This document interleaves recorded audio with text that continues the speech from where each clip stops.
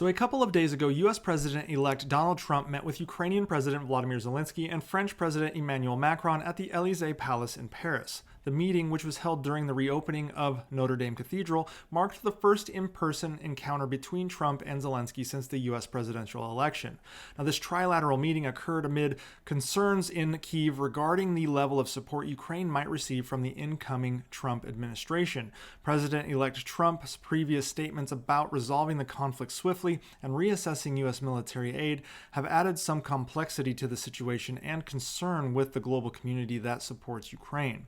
Nonetheless, President Zelensky described the discussions as, quote, productive and meaningful, expressing gratitude for Trump's, quote, strong resolve and Macron's role in organizing the meeting.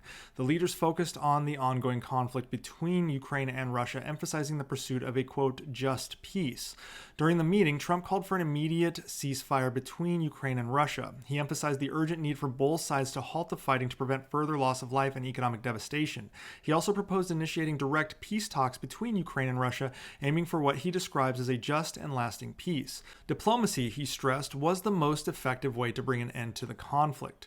In response to the concerns raised by President Zelensky, Trump acknowledged the critical importance of security guarantees for Ukraine. He emphasized that any peace agreement must include provisions to prevent future aggression and ensure Ukraine's sovereignty and stability. Unfortunately, we've seen those in the past, and Russia just tends to break them. While no specific commitments were detailed during the discussion, Trump signaled a willingness for the United States to support post-conflict reconstruction in Ukraine, highlighting the urgent need to rebuild infrastructure and create stability in the region.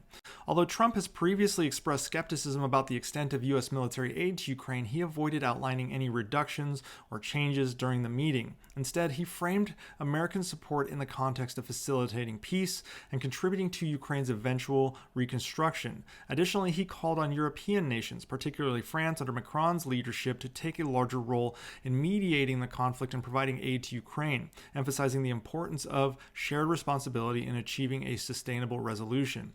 Zelensky expressed cautious optimism, welcoming the dialogue while underscoring the need for a robust security guarantee.